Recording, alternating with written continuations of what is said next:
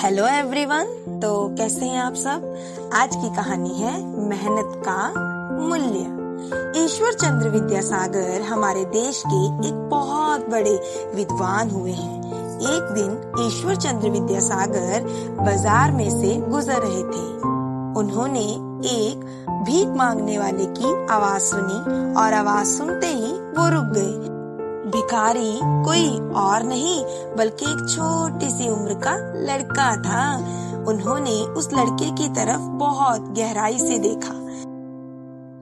लड़के के नैन नक्श बहुत सुंदर थे, लेकिन शरीर बहुत कमजोर था। विद्यासागर जी को ये समझते हुए बिल्कुल देर न लगी कि वो लड़का सचमुच में ही बहुत गरीब था। उन्होंने उस लड़के की तरफ बहुत अच्छे से देखा। उस लड़के ने विद्यासागर जी को अपनी ओर देखते हुए कहा, बाबूजी, एक पैसा, मैंने 2 दिनों से कुछ नहीं खाया। अगर मैं तुम्हें 2 आने दूं तो तुम उसका क्या करोगे?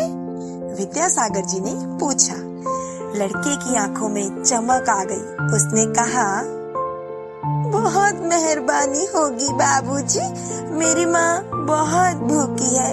हम उन 2 आनों से चावल लेकर खाएंगे। अगर मैं तुम्हें 4 आने दूं तो तुम उसका क्या करोगे? विद्यासागर जी ने फिर पूछा। फिर हम कल भी खाएंगे और हमें खाने को एक और दिन मिल जाएगा। लड़के ने कहा, अगर मैं तुम्हें 8 आने दूं तो विद्यासागर जी ने अभी अपनी बात पूरी भी नहीं की थी कि वो लड़का कुछ चुप सा हो गया। शायद वो सोचने लग गया कि ये आदमी मेरे साथ मजाक ही कर रहा है। भला कोई 8 आने किसी को कैसे दे सकता है? उसे तो एक पैसा भी बड़ी मुश्किल के साथ, मशक्कत के साथ मिलता है। उसके चुप होने पर विद्यासागर जी भी समझ गए कि इस वक्त वो लड़का क्या सोच रहा था। 1 मिनट के लिए चुप रहकर बोले, बता ना, 8 आनों का क्या करेगा? लड़का थोड़ा गुस्से में आ गया। कहने लगा, बाबूजी, क्यों मजाक कर रहे हो मेरा? मैं गरीब हूँ, मुझे कुछ नहीं देना तो मत दो, लेकिन मेरी गरीबी का मजाक तो मत उड़ाओ ना। विद्यासागर जी ने उस लड़के के बारे में जैसा सोचा था वो ठीक वैसा ही निकला। विद्यासागर जी ने बड़े ही शांत स्वभाव के साथ उस लड़के से कहा, मैं तुम्हारा मजाक नहीं उड़ा रहा बेटा, मैं सचमुच में तुम्हें 8 आने नहीं बल्कि 1 रुपया देना चाहता हूँ। लेकिन मैं ये पूछना चाहता हूँ कि तुम उस 1 रुपये का करोगे क्या?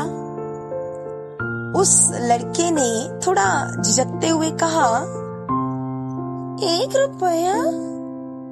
बाबूजी, अगर आप मुझे 1 रुपया दोगे तो मैं उसमें से 8 आने अपनी माँ को दूंगा।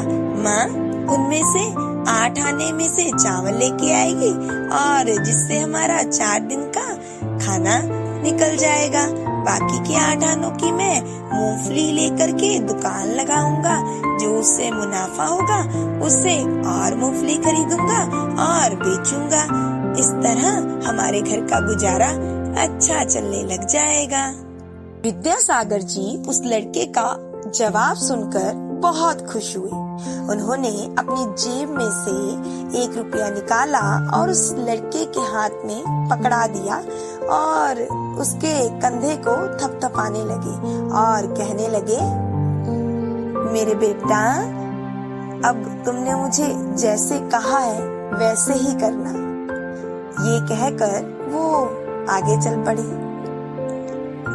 धीरे धीरे समय बीतने लगा और कई वर्ष बीत गए। आज 10 वर्षों बाद विद्यासागर जी उसी शहर से गुजर रहे थे जहाँ कई वर्ष पहले एक छोटे से बालक ने उनका दिल जीत लिया था। अरे ये क्या, एक नौजवान ने आकर उनके चरण स्पर्श किए। उस नौजवान ने बहुत सुंदर कपड़े पहने हुए थे, लेकिन विद्यासागर जी उसे पहचान नहीं पा रहे थे। चरण स्पर्श करने के उपरांत उस लड़के ने अपने दोनों हाथ जोड़े और कहा, बाबूजी, मेहरबानी, जरा 1 मिनट के लिए मेरे साथ तो आइए। ये कहकर वो अपने सामने वाली दुकान में विद्यासागर जी को ले गया। विद्यासागर जी भी उसके पीछे पीछे चल पड़े। दुकान के भीतर ले जाकर उस नौजवान ने बड़े ही आदर सम्मान के साथ विद्यासागर जी को बिठाते हुए कहा, बाबूजी, आपने मुझे पहचाना नहीं? मैं वही भिखारी लड़का हूँ जिसको बहुत साल पहले आपने 1 रुपया दिया था। बाबूजी, ये मेरी दुकान है। विद्यासागर जी को सारी बात समझ में आ गई और उनके चेहरे पर बहुत खुशी आ गई। विद्यासागर जी का आदर सम्मान करते हुए उस नौजवान ने विद्यासागर जी को 1000 रुपया भेंट के तौर पर देना चाहा, लेकिन विद्यासागर जी ने ये रुपए ये कहकर वापस कर दिए कि मेरे बेटा, ये पैसे तू अपने पास ही रख। अगर तुझे कोई जरूरतमंद लोड़वंद इंसान मिले तो उसकी मदद करना, मुझे बहुत खुशी होगी। और इस बात की भी मुझे बहुत खुशी है कि तुमने मुझसे जो वादा किया था, आज तुमने वो वादा निभाया है। ये दुकान, ये रुपए, ये सब कुछ तुम्हारी खुद की मेहनत का मूल्य है। ये तुम्हारी मेहनत है। सचमुच में विद्यासागर जी जैसे महान, नेक दिल और विद्वान व्यक्तियों के कारण ही पूरी दुनिया में भारत का नाम सदा सदा के लिए रोशन रहेगा। तो कैसे लगी आपको ये कहानी? जरूर बताइएगा।